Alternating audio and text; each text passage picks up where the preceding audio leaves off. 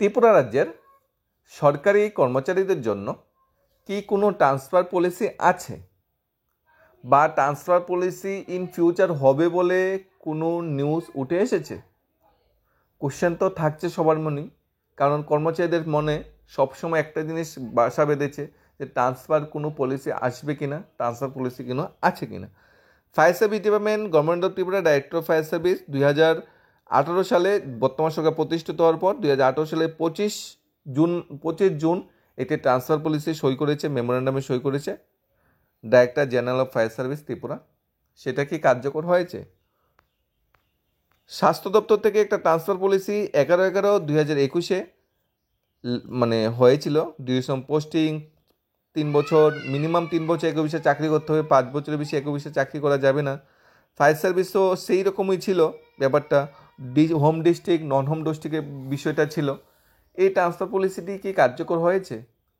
অন্যান্য ডিপার্টমেন্টে transfer policy বিষয়ে কোনো নিউজ আছে? সব কিছু নিয়ে কনফিউশন, সব কিছু নিয়ে ডাউট আছে।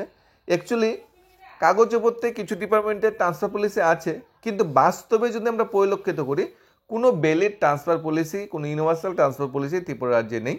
কেউ হয়তো বাড়ির কাছে বছর কি বছর চাকরি করছে, কেউ বাড়িতে থেকে দূরে বছর কি বছর চাকরি করছে, কেউ হয়তো বাড়ির কাছে 10, 20, 25 বছর ধরে চাকরি করছে, কেউ বাড়ির থেকে দূরে 10, 15, 20 বছর ধরে চাকরি করছে, কোনো ট্রান্সফার পলিসি না থাকার দরুনে। আগে সরকার থাকতে বদলিয়ে দিতে কী ছিল, আমরা যদি সরকার পক্ষে সংগঠন করতে পারি বা সরকারকে সহযোগিতা করি, সরকারকে সমর্থিত করতে পারি, সরকারকে সময়ে সময়ে যদি আমরা ডোনেশন দিতে পারি কর্মচারী সংগঠনকে, তাহলে আমার ট্রান্সফার পলিসিটা বাড়ির কাছে আসতে পারে বা ট্রান্সফার বাড়ি আসতে পারে।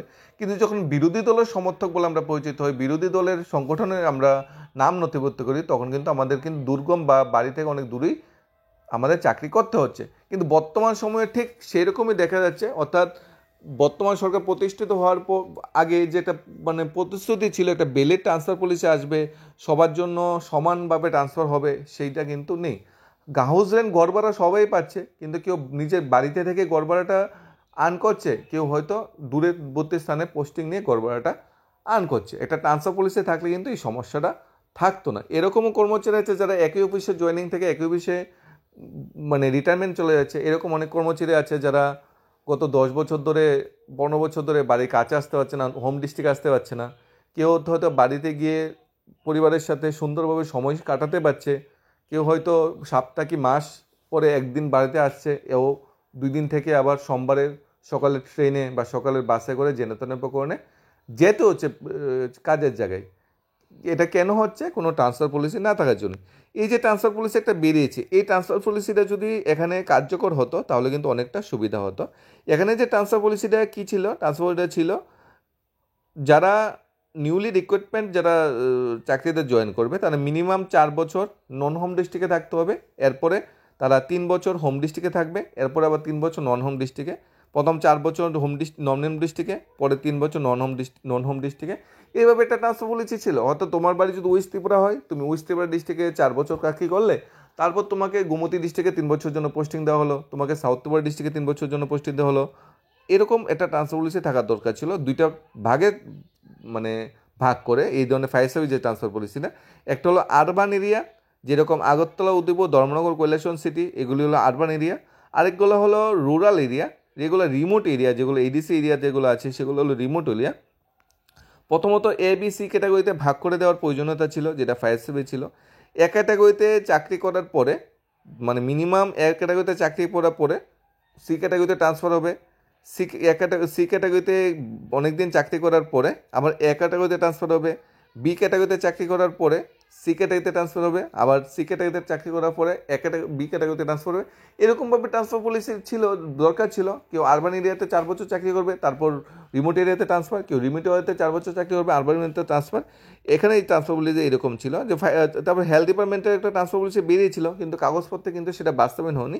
সেখানে ছিল 3 বছর মিনিমাম একটা অফিসে থাকতে হবে, আর ম্যাক্সিমাম 5 বছর থাকতে পারবে। 5 বছর যদি কেউ আরবান সিটিতে জব করে থাকে হেলথ ডিপার্টমেন্টের আন্ডারে, এরপরে কিন্তু 5 বছর পরে কিন্তু আরবান ডিস্ট্রিক্ট থেকে, আরবান শহর থেকে কিন্তু গ্রামে বা রিমোট এরিয়াতে কিন্তু প্লেস অফ পোস্টিং দেওয়া ছিল। এরকম ট্রান্সফার পলিসি ছিল, কিন্তু সেটা কিন্তু বাস্তবে কিন্তু কার্যকর হয়নি। এই বিষয়ে একটা প্রতিবেদন উঠে এসেছে, বদলি নীতি কই, জনমনে প্রশ্ন। 2018 সালে রাজ্য সরকার পরিবর্তন হয়। মানুষ একরাশ আশা দিয়ে দীর্ঘদিনের জগদ্দল পাথরটাকে রাজ্যের ক্ষমতার মঞ্চ থেকে সরিয়েছিল। মানুষ সেই আকাঙ্ক্ষা কতটা বাস্তব হয়েছে সেই বিষয়ে প্রশ্নচিহ্ন রয়ে গেছে। 7 বছর অধিকান্ত একটা সরকার রাজ্যে চলছে, অথচ এই সরকারের কোনো বদলি নীতি নেই, কোনো ট্রান্সফার পলিসি নেই। ভাবতেও অবাক লাগে বিষয়টা। হ্যাঁ, সত্যি বর্তমান সরকারের কোনো বদলি নীতি নেই। সিপিআইএম শাসনে রাজ্যে বিরোধী সমর্থক কোনো সরকারি কর্মচারী নাকানি চুমানি খেতে হচ্ছে, তারপর দীর্ঘদিন বাড়িতে আসতে পারেনি, তাদের সময়ে হগপ ছিল শেষ কথা। তারপরও বলা যায় স্কুল অফিস কাছারি সব জায়গায় একটা কর্মসংস্কৃতি ছিল। হয়তো হগম না করলেও বিভিন্ন ধরনের ব্যবস্থা নেওয়া হতো কর্মচারীদের উপর। কিন্তু শিক্ষা প্রতিষ্ঠান হোক আর সরকারি অফিস কাছারি হোক, সাধারণ মানুষ একখানার মতো দুর্ভোগ পোহাতে হতো না।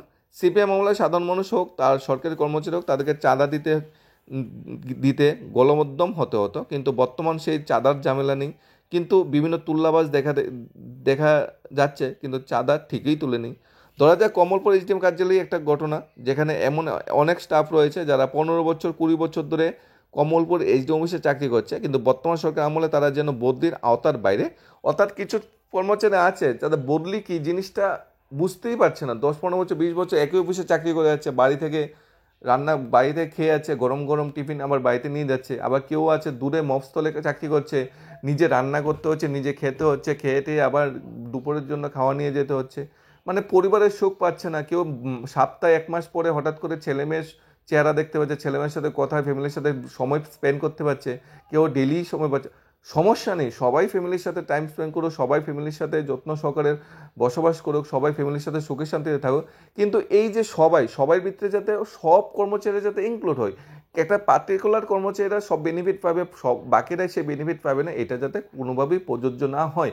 আগরতলা শহরে চাকরি করতে সবাই চায়, উদয়পুর শহরে চাকরি করতে সবাই চায়, কিন্তু ওই শহরগুলোতে সবাই যদি শহরেই চাকরি করে, তাহলে মফস্থলে কে করবে? আজ কেউ যদি মফস্থলে বা রুরাল এরিয়াতে একবার চাকরি করতে যায়, ওইখান থেকে ট্রান্সফার নিয়ে আসাটা অনেকটা কষ্টকর হয়ে যায়। কারণ আমি যখন রুরাল এরিয়াতে ট্রান্সফারটা নেব, ওইখানে তো আমার পরিবর্তে একজনকে দিতে হবে অফিসটা চালানোর জন্য। ওইখানে কেউ যেতে চাই না তো। এই যে সমস্যাটা সৃষ্টি হচ্ছে, এটা সৃষ্টি হচ্ছে ট্রান্সফার পলিসি না থাকার দরুন।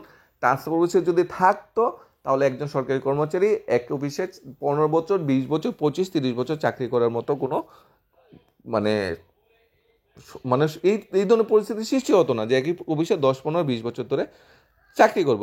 বিভিন্ন শিক্ষা প্রতিষ্ঠান আছে যেখানে পোস্টিং হতে একই স্কুল থেকে তারা একই স্কুলে অবসরে চলে যাচ্ছে, এবং রাজধানী আগরতলা শহরে প্রচুর স্কুল আছে, তাদের জন্য কোনো বদলি নীতি নেই। কমলপুর পিএমসি কৃষ্ণচন্দ্র দ্বাদশ বিদ্যালয়ে দর্শন করে কোনো ছাত্রী নেই, কিন্তু ওই স্কুলে দর্শন এক শিক্ষিকাকে রেখে দেওয়া হয়েছে, কারণ উনি বাড়ির কাছে চাকরি করবে। যে স্কুলে দর্শন বিভাগে ছাত্র হচ্ছে নেই, সেই স্কুলে দর্শন বিভাগে টিচার আছে। কমলপুর সরকারি ইংরেজি মাধ্যম বিদ্যালয় স্কুলে আজ বহু বছর যাবৎ ইংরেজি বিষয় শিক্ষক নেই। সেই বিষয়ে মাথাবাড়ি শিক্ষা দপ্তরে কোনো নজর নেই, কারণ ওই এরিয়াতে কোনো ইংরেজি বিশেষজ্ঞ চাকরি করতে যায় না, বা শিক্ষা দপ্তর ওই এরিয়াতে কেউ চাকরি ট্রান্সফার করছে না, কারণ বাড়ি থেকে দূরে কেউ ট্রান্সফার নিতে চায় না। আর কোনো ট্রান্সফার পলিসি না থাকার জন্য শিক্ষা দপ্তরও নিজের শক্তি খাটিয়ে কোনো শিক্ষককে সেখানে ট্রান্সফার করতে পারছে না। এই বিষয়ে মাথাবাড়ি শিক্ষা দপ্তরের কোনো নজর নেই। বিদ্যার্থীর নাম দিলেই তো হবে না, পাশাপাশি অন্য শিক্ষিকা যারা আছে তারা কতটুকু দায়িত্ববান করে সেই বিষয়ে সন্দেহ রয়েছে। সিপিএম আমলে হগপ কর্মচারী সংগঠন এইসব বিষয়গুলি দেখাশোনা করত, কিন্তু বর্তমান কে দেখছে খোদাই মালুম। সরকারের কোনো বদলি না থাকায় কর্মচারীরা চামড়া বাড়ি হয়ে যাচ্ছে। কাজ করুক আর না করুক, এটা সবার জন্য প্রযোজ্য নয়। যেটা প্রতিবেদন উঠে এসেছে সেটাই আমরা আলোচনা করছি। এখানে উঠে এসেছে সরকার কোনো বদলি নীতি না থাকার দরুন অনেক কর্মচারীদের চামড়া বাড়ি হয়ে গেছে, বাড়ির কাছে অনেক বছর ধরে চাকরি করতে করতে। কাজ করুক আর না করুক, স্বাস্থ্যমূলক ব্যবস্থা যেহেতু নেই, বদলি নীতি যেহেতু নেই, নিজের খুশি মতো অফিস করতে হচ্ছে। 10টার জায়গায় 11টা অফিসে যেতে হচ্ছে, বিকাল 5:30টার জায়গায় 5টা অফিস থেকে বেরো যাচ্ছে, 4:30টা অফিস থেকে বেরো যাচ্ছে, কারণ কোনো বদলি নীতি নেই, কোনো ভয় নেই যে আমি যদি ঠিকঠাক কাজ না করি আমাকে সেখান থেকে বদলি করা হবে। কেউ দেখভাল করা কেউ নেই, কোনো গার্জিয়ান নেই, শাসকের নেতাদের কোনো দায়িত্ব আছে বলে মনে হয় না, এবং বিভিন্ন যে সরকারি কর্মচারী সংগঠনগুলো আছে তারাও সেই বদলি নিয়ে বেশি মাথা ঘামায় না। কোনো স্কুল বা সরকারি কার্যালয়ে দেখভাল করা দেখা যায় না, যে যাই আখের গোছাতে ব্যস্ত। তাই স্বাভাবিকভাবে একটা প্রশ্ন জাগে, রাজ্যে কি রুমের রাজা নীরব শাসন চলছে? রাজ্যে নীরব যখন বেহালা বাজিয়ে দিন কাটিয়েছে, আর বর্তমান সরকারের মাথারা সব কাজা সবকা বিকাশ বলেই আমরা বাংছে, কিন্তু মানুষের প্রতি তাদের দায়িত্ব কিন্তু দেখা যাচ্ছে না। একটা অফিসে যদি কেউ অনেক বছর ধরে চাকরি করে, অবশ্যই কাজের মান বা কাজের গুণাগুণটা কিছু হলেও এদিক সেদিক হবে। যদি ট্রান্সফার পলিসিটা থাকতো, ট্রান্সফারের ভয়টা থাকতো, তাহলে সরকারি অফিসে কর্মসংস্থান কিন্তু একটু ডেভেলপ হতো। সবাই বাড়ির কাছে চাকরি করতে চাই, আমরাও চাই, সবাই চাই, সমস্ত কর্মচারীই চাই, কিন্তু সবাই সাধ্যে কিন্তু আর বাড়ির কাছে পোস্টিংটা জুটে না। যদি ট্রান্সফার পলিসিটা থাকতো তাহলে সবার সাধ্যে কিন্তু বাড়ির কাছে পোস্টিংটা জুটতো। এরপরও বিভিন্ন দপ্তর ট্রান্সফার পলিসি বেরোচ্ছে, স্বাস্থ্য দপ্তরে কিন্তু কার্যকর হচ্ছে না। ফায়ার সার্ভিস ডিপার্টমেন্টের ট্রান্সফার পলিসি বেরিয়েছে কিন্তু কার্যকর না। টিসিসিএল একটা ট্রান্সফার পলিসি প্রাথমিকভাবে বের হওয়ার পরিকল্পনা নিয়েছিল। বর্তমান সরকারও প্রতিশ্রুতি দিয়েছিল যে আমরা বদলে নীতি চালু করবো, ট্রান্সফার পলিসি চালু করব, কিন্তু সেই ট্রান্সফার পলিসি সরকারও পারেনি চালু করতে। আর সাধারণ জনগণ আর কর্মচারী সংগঠন কোথায় থেকে হবে? শুধু সদিচ্ছা যদি থাকে সরকার অবশ্যই সেই ট্রান্সফার পলিসিটা চালু করতে পারতো।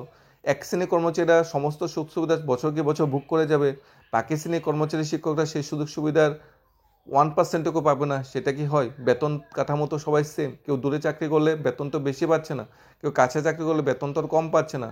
হাউস রেন্ট তো সবাইকে দেওয়া হচ্ছে, কেউ বাড়িতে থেকে হাউস রেন্ট নিচ্ছে, কেউ দূরে চাকরি করে হাউস রেন্ট বা ঘর ভাড়ার টাকা মানে খরচ করে হাউস রেন্ট নিচ্ছে। এটি সবচেয়ে বড় নিউজ। এক হয়তো ট্রান্সফার পলিসি থাকার দরকার, নাহলে হাউস রেন্ট অ্যালাউন্সে একটা কিছু চেঞ্জে আসা দরকার, যাতে সবাই সেই সুযোগ সুবিধা সমহারে পেয়ে থাকে। অর্থাৎ সমকাজে সমবেতন যেমন চালু, এবং সমবেতনে সমান সুযোগ সুবিধাও চালু করার দরকার ছিল। একমাত্র সেটা ট্রান্সফার পলিসি চালু হলেই সম্ভব। আর বর্তমান সরকারের সময়ে আমরা আশাও করতে পারছি না কোনো ট্রান্সফার পলিসি আসবে। আর গভর্নমেন্ট চেঞ্জ বা পরিবর্তন হলে সেই কর্মচারী, সেই বিরোধী বদলি নীতি, সেই জিনিসটা যাতে উঠে যায়, সেটা একটা কার্যকরী পদক্ষেপ নেওয়ার দরকার ছিল। ধন্যবাদ সবাইকে। Studies of Tripura YouTube channel.